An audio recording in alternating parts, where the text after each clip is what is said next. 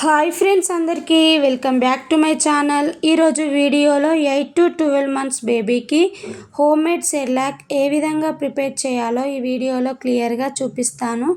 Video అనేది first to end skip చేయకుండా చూడండి. డెఫినెట్గా మీ పిల్లలకు ఈ విధంగా ప్రిపేర్ చేసి పెట్టండి. మంచిగా తినగలుగుతారు, ప్లస్ ఈజీగా డైజెషన్ అవుతుందన్నమాట. పిల్లలు తక్కువ బరువుతో ఉన్నా కానీ ఈ విధంగా చేసి పెట్టండి.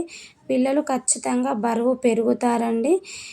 విటమిన్ ప్రోటీన్లతో కూడిన హోమ్ మేడ్ సెర్లాక్ ఇంట్లో ఉన్న ఇంగ్రీడియంట్స్తోనే ఈజీగా ప్రిపేర్ చేసి పెట్టచ్చండి.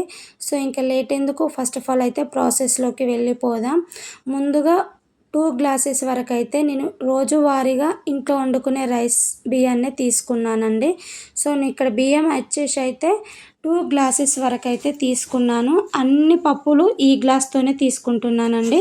హాఫ్ గ్లాస్ వరకు కందిపప్పు, హాఫ్ గ్లాస్ వరకు మినపగుండ్లు, హాఫ్ గ్లాస్ ఎర్రపప్పు అంటే మైసూర్ పప్పు అని కూడా అంటారు, హాఫ్ గ్లాస్ పెసరపప్పు, హాఫ్ గ్లాస్ పెసర్లు, హాఫ్ గ్లాస్ శనగపప్పు, హాఫ్ గ్లాస్ పల్లీలు, హాఫ్ గ్లాస్ జీడిపప్పు పలుకులు, హాఫ్ గ్లాస్ వరకు బాదం పప్పు తీసుకున్నానండి.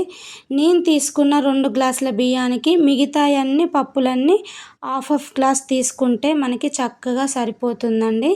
సో చూడండి, ఇవన్నీ కలిసేలా ఒకసారి అయితే మిక్స్ చేస్తున్నాను. ఈ విధంగా మిక్స్ చేసిన తర్వాతకైతే ఈ పప్పులన్నిటిని అయితే ఒక 4-5 టైమ్స్ అయినా కానీ నీట్గా వాష్ చేసుకోవాలండి. ఇలా వాష్ చేయడం ఎందుకంటే మనకి పిల్లలకు ఫస్ట్ టైం అంటే ఉగ్గు ఉంటున్నాం కాబట్టి వాళ్ళకి లూజ్ మోషన్స్ కానీకి ఎక్కువ ప్రిఫరెన్స్ ఉంటుందన్నమాట. సో మనం ఏంటంటే ఈ విధంగా వాష్ చేశారంటే ఇందులో ఉన్న డస్ట్ అనేది వెళ్ళిపోతుంది. పిల్లలకి హెల్త్కి చాలా మంచిది కాబట్టి ఈ విధంగా వాష్ చేస్తున్నాను. సో మనకి పప్పులన్నీ కొంచెం నానినట్టు కూడా అవుతాయి, బట్ ఏం ప్రాబ్లం లేదండి. మనం ఎండలో పెట్టి ఎండపెడతాం కాబట్టి ఈజీగా ఎండిపోతాయి. సో ఇక్కడనైతే ఒక 3 టైమ్సే వాష్ చేసినట్టు చూపెట్టాను, కానీ ఒక 5 టైమ్స్ అయితే వాష్ చేశానండి. ఒక స్టీల్ స్ట్రెయినర్లోకి అయితే వేసుకుంటున్నాను. ఈ విధంగా వేశారంటే మనకి పప్పులో ఉన్న ఎక్స్ట్రా వాటర్ అనేది పూర్తిగా వెళ్ళిపోతుందని చెప్పేసి అయితే అందులో వేసి అయితే ఉంచాను. వాటర్ అనేవి కంప్లీట్గా రిమూవ్ అయిన తర్వాతకైతే ఈ ప్లేట్లలో నేను పప్పులనైతే యాడ్ చేసుకుంటున్నాను అన్నమాట. సో మీరు డైరెక్ట్గా టెర్రస్ పైన ఎండపెట్టాలి అనుకుంటే కూడా ఒక కాటన్ క్లాత్ వేసైనా ఎండపెట్టుకున్నా సరిపోతుంది. సో ఇక్కడ నేను వచ్చేసి అయితే ప్లేట్లలో మంచిగా పల్చగా వేసి అయితే ఎండలో పెట్టానన్నమాట. సో మనం ఏంటంటే కొంతమంది ఫ్యాన్ కింద ఆరబెడితే సరిపోతుంది అని అంటారు, కానీ ఫ్యాన్ కింద ఆరబెడితే మనకి పప్పు అనేది అంత మంచిగా ఆరదు, ఎండదు. కాబట్టి ఎండలోనే నేనైతే ఒక 6 అవర్స్ వరకు అయితే ఎండబెట్టానండి. సో చూడండి, పప్పులు అయితే నాకు ఇక్కడ కంప్లీట్గా ఎండిపోయాయండి. సో ఇక్కడ మీరు చూసినట్టయితే నేను ఈ పప్పులలోకి వెళ్ళి అయితే పల్లీలను డ్రై ఫ్రూట్స్ అనేవి అయితే వేరు చేశానండి.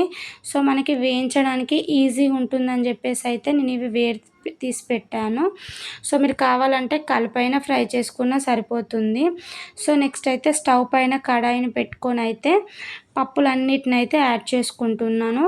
ముఖ్యంగా చెప్తున్నానండి, సెర్లాక్ ప్రిపరేషన్ చేసేటప్పుడు అయితే ఫ్లేమ్ అనేది అయితే సిమ్లోనే పెట్టి ఫ్రై చేయాలండి. ఈ విధంగా ఫ్రై చేస్తేనే మనకి చిన్న చిన్నగా మంట తాకుతుంటూ ఆ పప్పు లోపలి దాకా మంచిగా వేగుతుందండి. మనకి పప్పులు కాస్త వేగినాయి అన్నప్పుడు ఇందులోకి అయితే 1 టేబుల్ స్పూన్ వరకు జీలకర్ర, హాఫ్ టేబుల్ స్పూన్ వరకు వాము వేస్తున్నానండి. ఇలా వేయడం ఎందుకంటే పిల్లలకి మనకి ఈజీగా డైజెషన్ కానికైతే వేసేసుకుంటున్నాను. సో చూడండి, పప్పులు అనేవి అయితే మంచిగా వేగేటప్పుడు అయితే మనకి మంచి అరోమా ఫ్లేవర్ వస్తుంది, ప్లస్ పప్పులు కూడా కొంచెం కలర్ చేంజ్ అవుతాయండి. సో మనకి కొంచెం కలర్ చేంజ్ అయినాయి అన్నప్పుడు తెలిసినప్పుడు అయితే ఒక ప్లేట్లోకి అయితే తీసేసుకుంటున్నాను. నెక్స్ట్ అదే గిన్నెలోకి అయితే మనం ఇంతకుముందు తీసి పక్కన పెట్టేసుకున్న పల్లీలు డ్రై ఫ్రూట్స్ కూడా వేసుకొని సిమ్‌లో పెట్టుకొనే వీటన్నిటిని మంచిగా ఫ్రై చేసుకోవాలండి. మరీ మాడిపోకూడదు.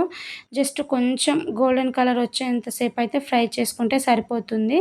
సో, వీటన్నిటినైతే ఫ్యాన్ కింద పెట్టుకొనైతే పూర్తిగా చల్లారి పెట్టుకోవాలి. నాకిక్కడ టైం వచ్చేసి అయితే 1 అవర్ పట్టిందన్నమాట టైము. ప్లస్ ఏంటంటే మనకి పూర్తిగా చల్లారితేనే మనకి మిక్సీకేసేటప్పుడు మంచి మెత్తని పౌడర్‌లాగా వస్తుంది.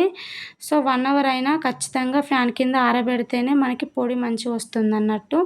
పూర్తిగా చల్లారిన తర్వాతకైతే మిక్సీలోకేసుకొని మెత్తగా పౌడర్ చేసుకుంటే సరిపోతుంది. సో, కొంతమంది ఏంటంటే మీకు పౌడర్ మెత్తగా కానట్టు కొంచెం రవ్వ రవ్వ లెక్క అనిపించిందనుకో, జాలీలో వేసుకొని ఒకసారి జల్లించుకుంటే మనకి రవ్వ అనేది పైనుంటుంది. పౌడర్ అనేది ఈజీగా కింద పడుతుంది గదా! సో, పిల్లలకైతే సెర్లాక్ ప్రిపేర్ చేసేటప్పుడైతే ఖచ్చితంగా జల్లించుకోండి. మనం ఎంత మిక్సీ పట్టినా మనకి ఏమన్నా ఒక పప్పు మిస్ అయినా గానీ పిల్లలకి ఇబ్బందవుతుంది గదా! సో, జల్లించండి. ఒకసారైతే జల్లించితేనే మంచిదండి. సో, నేనైతే ఇక్కడ జల్లించితే చూడండి కొంచెం నాకిక్కడ రవ్వ రవ్వ లెక్కొచ్చింది గదా! ఇదైతే మళ్ళీ మిక్సీకేసి అయితే మొత్తం తీసుకున్న పప్పులనైతే ఈ విధంగా పౌడర్‌లాగా మిక్సీ పట్టానండి. సో, చూడండి పౌడర్ అనేది ఈ విధంగా ఉంటే సరిపోతుంది. సో, ఈ పౌడర్‌ని మొత్తం ఒక జాల్ కంటైనర్‌లోకేసుకొనైతే స్టోర్ చేసుకుంటున్నాను. ప్లాస్టిక్ దాంట్లో కంటే గూడా ఈ విధంగా గ్లాస్ దాంట్లో వేశారంటే పిల్లలకు గూడా చాలా మంచిది గదా! సో, చూడండి నేను ఈ పౌడర్ అయితే మా బాబుకైతే ఒక 20 డేస్ వరకైతే పెడతాను. కరెక్ట్‌గా నాకు 20 డేస్ సరిపోతుందన్నమాట. సో, 2 పూటలు ఈ పప్పు పెడతాను. ఇంకొక పూట బాబుకైతే నేను వెజిటబుల్స్‌తోనైతే ఏమైనా ప్రిపేర్ చేసి పెడతాను. సో, ఉగ్గు ప్రిపరేషన్ కోసం అయితే ముందుగా ఒక బౌల్‌లోకైతే 1 టేబుల్ స్పూన్ వరకి పౌడర్ ఏసుకొనైతే కొన్ని వాటర్ ఏసుకొని ఉండలు లేకుండా మిక్స్ చేసుకోవాలి. నెక్స్ట్ స్టవ్ పైన కడాయిని పెట్టుకొని వాటర్ యాడ్ చేసుకొనైతే చిటికెడంత సాల్ట్ ఏసుకుంటున్నాను. కొంచెం సాల్ట్ ఉంటేనే మా వాడు తింటానని జెప్పేసైతే. వాటర్ మనకు కొంచెం మరుగుతూ ఉన్నప్పుడు ఇంతకుముందు కలిపి పెట్టుకున్న పిండిని కొద్ది కొద్దిగా వేసుకుంటూ ఉండలు లేకుండా మంచిగా మిక్స్ చేసుకుంటే సరిపోతుంది. సో, చూడండి ఇక్కడనైతే నాకు పూర్తిగా ఉడికిందండి. మనకి చల్లారినాక కొంచెం చిక్కబడినట్టు తెలుస్తుందన్నమాట. సో, చూడండి ఫైనల్‌లో అయితే హోమ్‌మేడ్ సెర్లాక్ అయితే ప్రిపేర్ అయిపోయింది. ఈజీగా ప్రిపేర్ చేసి పెట్టొచ్చు మన పిల్లలకైతే. హెల్త్‌కైతే చాలా మంచిదండి ఇంట్లో ప్రిపేర్ చేసింది తినపెడితే. బహుశా ఈ వీడియో మీ అందరికీ నచ్చినట్టయితే ప్లీజ్ మన ఛానల్‌నైతే సబ్స్క్రైబ్ చేసుకోండి. మాకు చాలా సపోర్ట్ చేసిన వారవుతారు. Thank you.